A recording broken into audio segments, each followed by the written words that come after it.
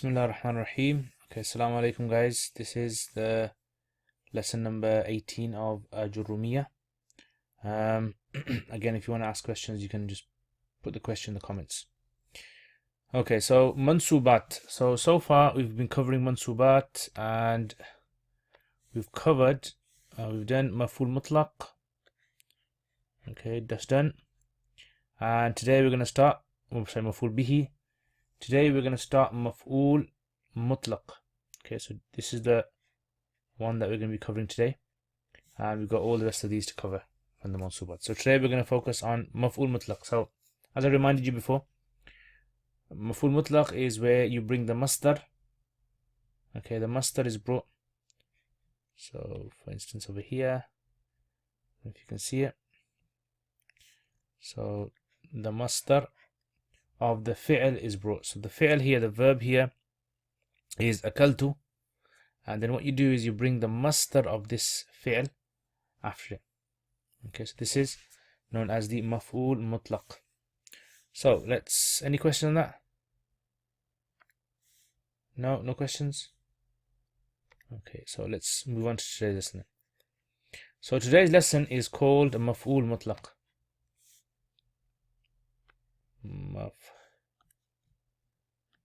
Mafool mutlaq. Okay, now mafool mutlaq, what is this all about? So mafool mutlaq is basically where you bring the masdar of something. Now this is something which is not found in English. You don't do this in English. So it's a concept which is unique to the Arabic language. So you have to understand how this works in Arabic. So basically in Arabic, what you have is, words. If you have a verb, the verb, imagine like a tree. Okay, a bit of a crooked tree there, so let me make it a bit nice. Okay, so imagine that's the tree. Let's color it in nice tree color. And the bark. Okay, that's a tree now. So what basically happens is that all verbs, they emanate from a masdar. A masdar is basically a root. Masdar. Yeah, root. Just like the tree has roots. It emanates from there. Yeah, and then you can make whatever verb you want from that masdar. For example, like let's say the masdar ilm. Okay, or let's use it on the tree then. So ilm, for example, ilm, to learn, to gain knowledge. So you get verbs like ya'lamu, which means to know, and then you get verbs like allama, which means to teach, and then you get verbs like ta'allama, which means to gain knowledge, and then you get a'lama is to make people aware, ista'lama is to try to gain information. So what basically happens is that from this root word you can take out many other, and each verb, okay, each verb over here, so let's say this one, they have their own root words. So although ilm is the root word for everything, these are the three root letters, ain, lam, and mim, which has the meaning of knowledge. Okay, but each one of these has its own what we call separate masdar. Okay, so each one of these has its own separate masdar, its own root. So mafool mutlaq basically is when you have a sentence, like for example, let's say I say something like this: alimtu ilman. So this is the masdar. In Arabic you write masdar like this, and the masdar is from the root word of alimtu. So because you've brought that, what this sentence means now is this. It means I learnt a lot. Alimtu ilman.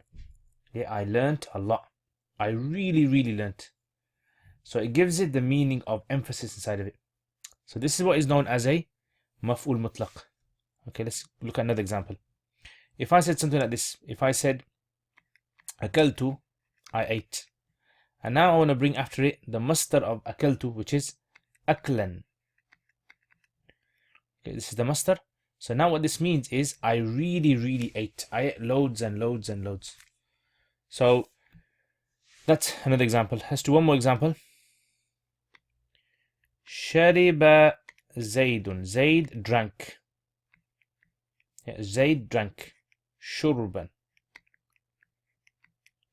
Yeah, shurban. So shurb is from the root word of shariba.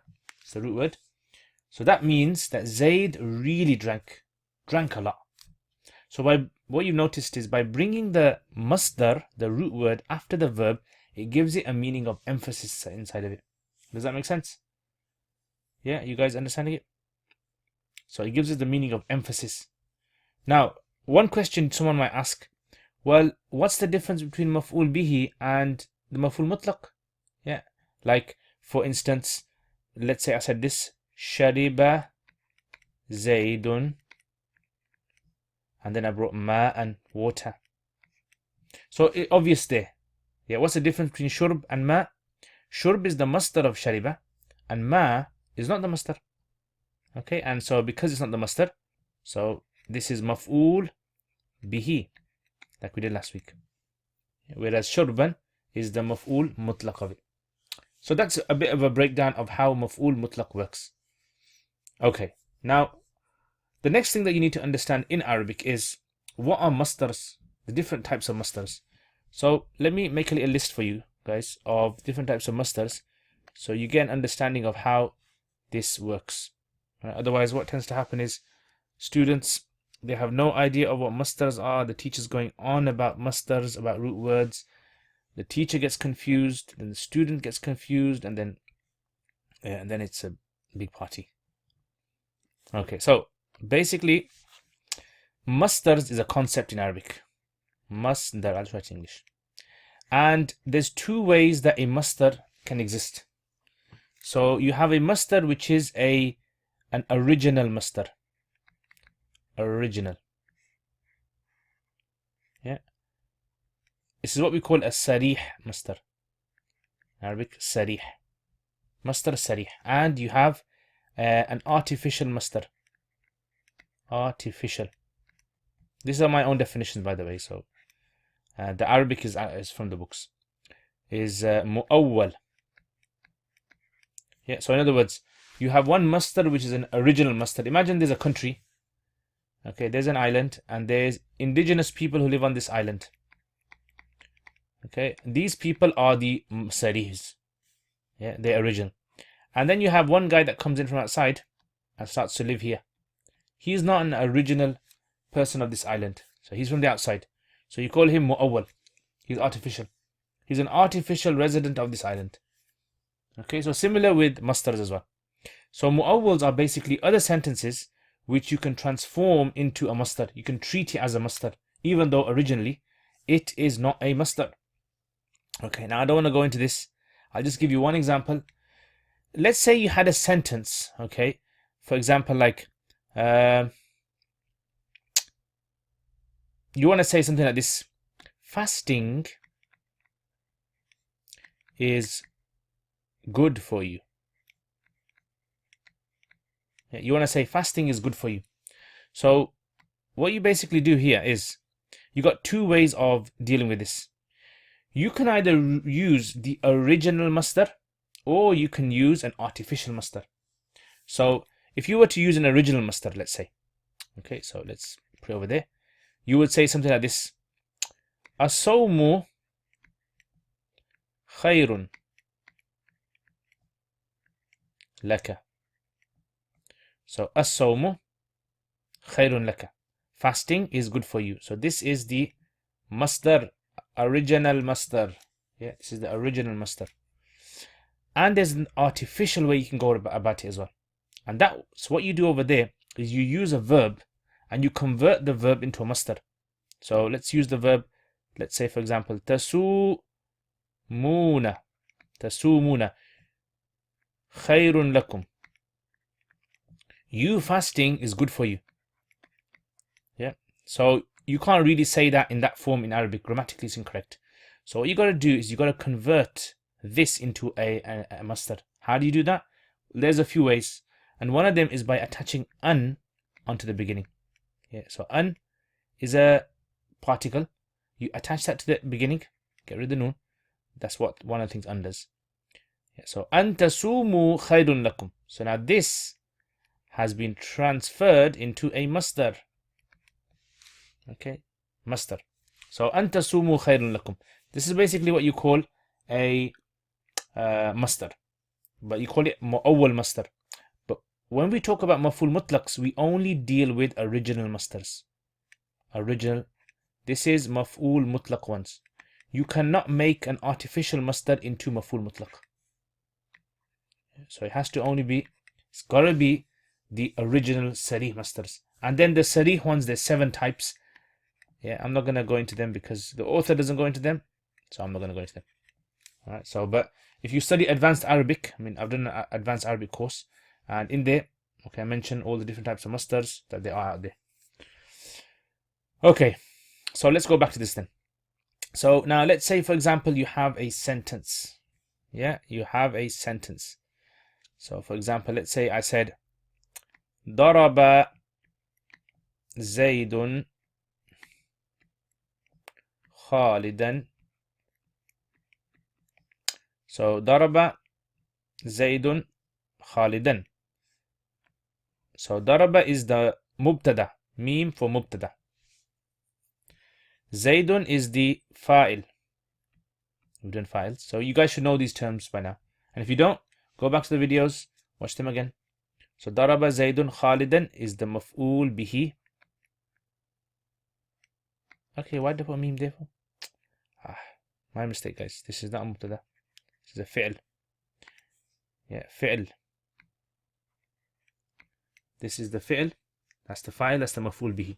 Now after this, if I was to bring this, ضرب زيد خالدا means, anyone know? ضرب زيد خالدا. Okay, ضرب زيد خالدا means Zayd hit Khalid. Okay, Zayd hit Khalid. Okay, so now what we want to do is we want to emphasize that. We want to say Zayd really beat up Khalid. He knocked him out. Yeah, he demolished him. So what we do is we bring a mafool mutlaq. We bring the masdar of the word daraba. So for this, you'll have to know what the masdar of daraba is. And the masdar of daraba is simply darban. Sometimes these masdars are easy to spot. Sometimes they're a bit difficult. Yeah, so this is known as the maf'ul mutlaq. Okay, the maf'ul mutlaq. Okay, that's the maf'ul mutlaq there. And now the sentence means this. Zayd really hit Khalid. I've emphasized it now. Okay, so this is maf'ul mutlaq. Now, the author doesn't really go into the different types of maf'ul mutlaq, the different levels of maf'ul mutlaq, how many different words can be used, what can be used in place of maf'ul mutlaq. There's so many things he can talk about. But because this is a beginner's book, and I think the author, he just wanted to really touch on certain topics so that the beginner wouldn't feel alienated.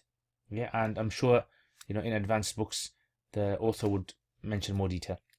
So, ضرب زيد خالدا ضربا. Now, what does the author do here? The author, his opinions in Arabic grammar are slightly different from the mainstream opinions in Arabic grammar. Okay, so for instance, what he says is, you know, you can actually maf'ul mutlaq can be used in 2 ways. Yeah, 2 ways. Number 1, you can use the same root word.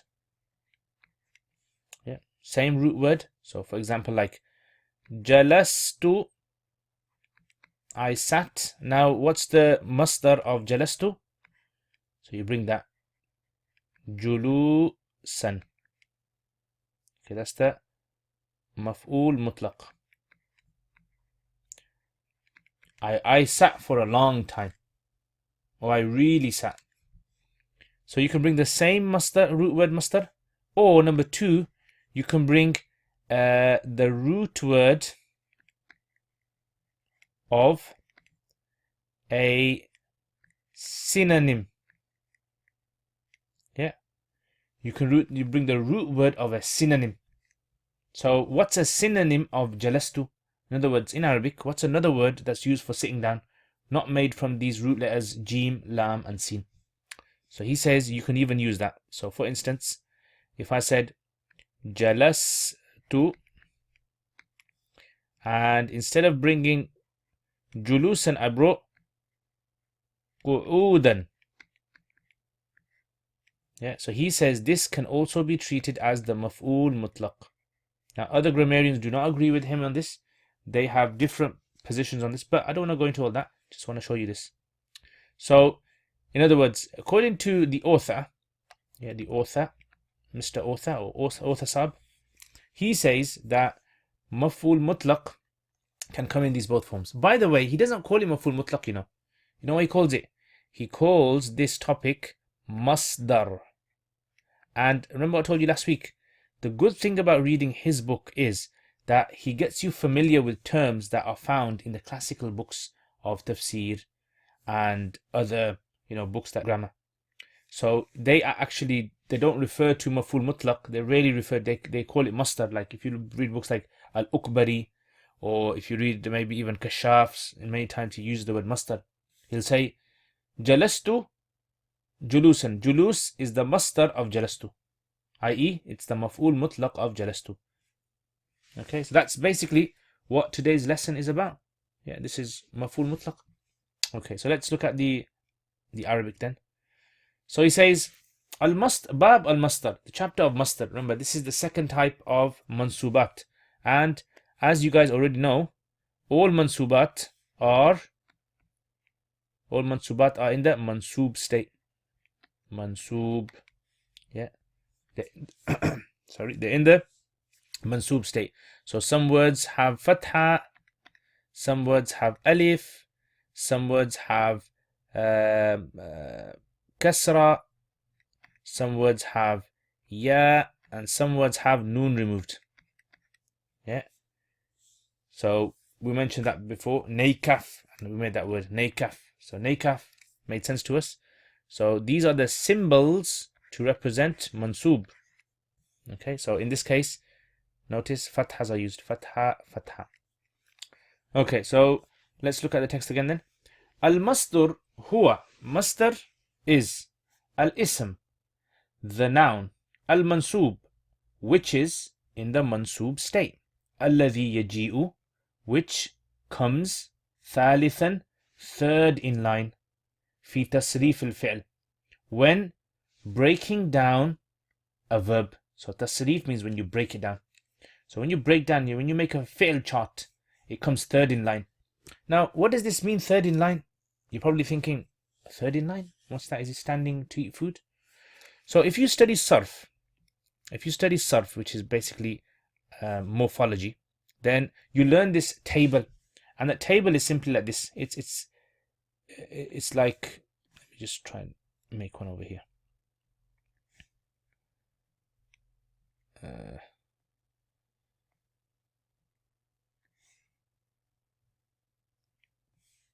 Okay, let's make that.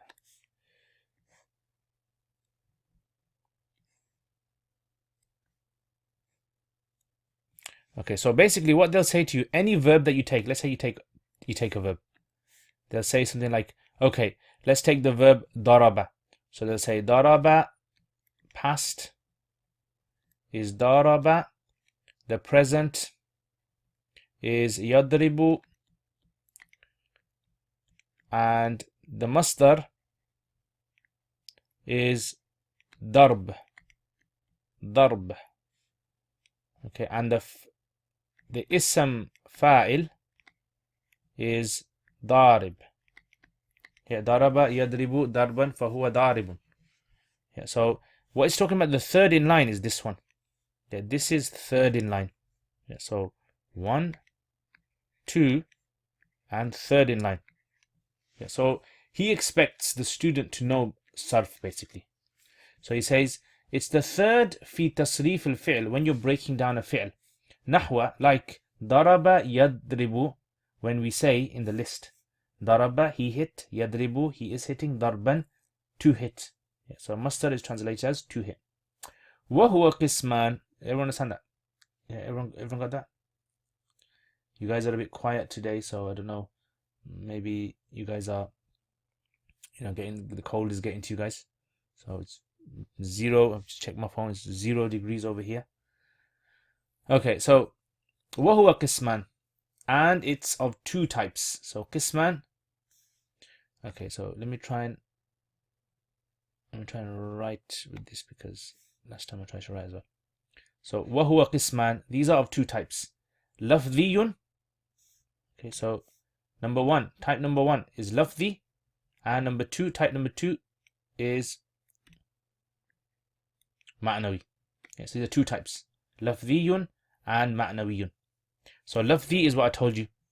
Okay, we're from the same root word, lafzi, lafaz, from the same word. So lafaz means word, same word. Ma'nawi means meaning. So it's not from the literally same word, it's a synonym, but meaning. فَإِنْ وَافَقَ لَفْظُهُ لَفْظَ فِعْلِهِ. So if وَافَقَ لَفْظُهُ, though its word, meaning the word of the masdar, agrees with the word of the fi'l, meaning if the letters are the same, like jala, jalus, jalasa, jalastu, if they agree, فَهُوَ لَفْذِيٌّ, then we call this, or this is lafzi. نحو قتلته قتلا, I killed him killing. So you don't translate it like that. I killed him really badly. Yeah, I really killed him. Okay, next. وَإِنْ وَافَقَ مَعْنَى فِعْلِهِ, and if it, meaning if the masdar, وَافَقَ, corresponds with the ma'na of the verb. Yeah, so the ma'na, the meaning of the verb. So qu'ud, for instance, over here, it agrees with jalastu in its meaning, not in the wording. دُونَ لَفْظِهِ, and not its wording, its letters. فَهُوَ مَعْنَوِيٌّ, then this is what we call ma'nawi. نحو, like جلست قعودا. So notice, qu'ud in Arabic means to sit. And by the way, there's like a difference between jalasa and qa'ada, literally. Like some say jalasa is when you're lying down and you get up and sit down, whereas qa'ada is when you're standing up and you sit down. So there's like a difference there. وَقُمْتُ وُقُوفًا. So قُمْتُ, this word qumtu is from the root letters qaf, waw, mim, and wuqufan is from waqafa. So obviously the letters are totally different, but the meaning is the same. وَمَا أَشْبَهَ ذَلِكَ, and anything which resembles that. Yeah, so anything resembles that, anything that is similar to that will fall under this category as well. So this is what he calls bab al-masdar. Okay, bab al-masdar, and we call it mafool, mutlaq. Everyone understand that? Okay, so now what we're going to do is we're going to look in the Quran. But before we actually look in the Quran, I want to start practicing application of the grammar rules into this. So, let's see. If you have any questions, guys, you can put them in the comments. Alright, so over here, al-masdar, for example, al-masdar, this is the mubtada. Yeah, and all the rest of this is going to be the khabar. Yeah, that's going to be the khabar days. So al-masdaru mubtada, and huwa al-ism alladhi, this is the khabar. Now the khabar, we break that down. So what happens now is that this khabar, huwa is another mubtada. Okay, mubtada. Al-ism is the mawsuf and sifa. See, can't write on this. Try to write, thought I'd be able to get away with it, but fortunately it looks like I can't. Anyway, ism is the mawsuf, and mansub is the sifa.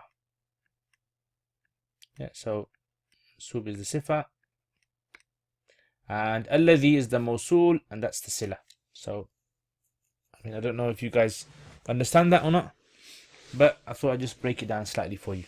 But unfortunately, it seems as though I can't write on this. So anyway, we'll leave that. Let's just go to the Quran then. And I do have on my, if you go on my channel, you'll find a lot of videos I've made on tarkib, i'rab, breaking down sentences. So let's have a go at the. Okay, so we're not gonna find, mafool mutlaqs everywhere, but wherever we do find a mafool mutlaq, then we'll mention. So let me try and go to a surah where there's some mafool mutlaqs that I know of.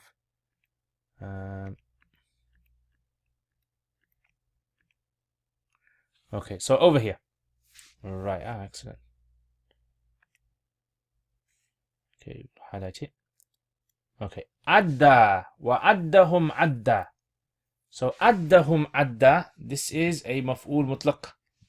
Okay, so I don't know why it's doing this again.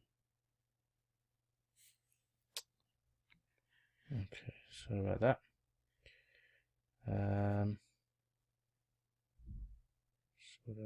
Surah Maryam.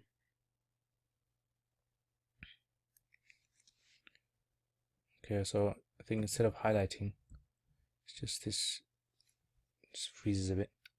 Okay, so let me try again, one more. Okay, adda.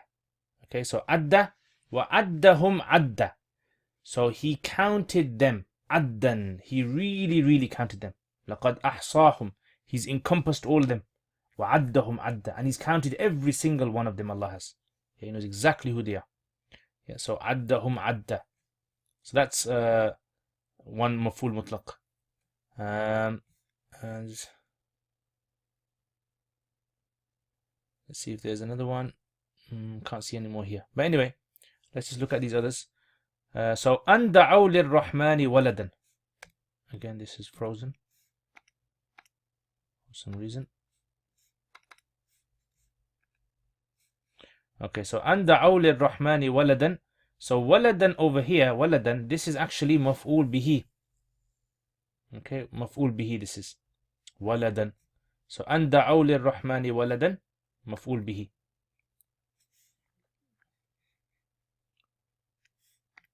Okay, actually it's working now, alhamdulillah. Alright, so waladan, this is maf'ul bihi. This is not maf'ul mutlaq because there isn't the original verb is not there. Yeah, the original verb from walada is not preceded. So that's not a maf'ul mutlaq.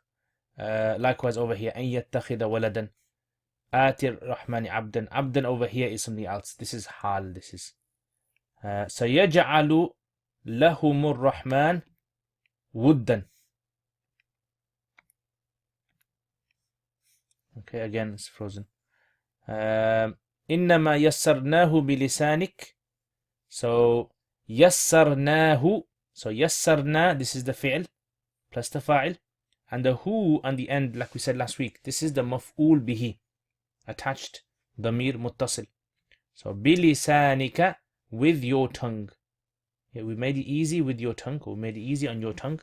لتبشر به المتقين وتنذر به قوما لدا. So قوما is the maf'ul bihi. And luddan, this is what we call. Okay, luddan, this is what we call the sifa of the qawman. Okay, that's the sifa.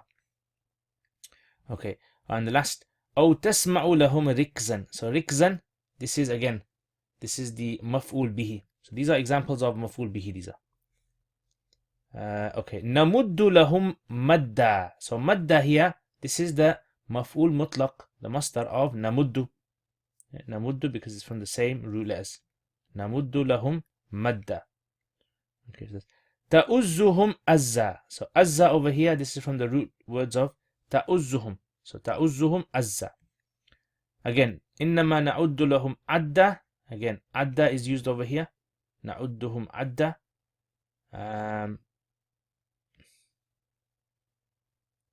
Okay, I think we'll stop there. Okay, and that's basically that. So any questions, guys? No? Okay, jazakallah khair. Assalamu alaikum wa rahmatullah.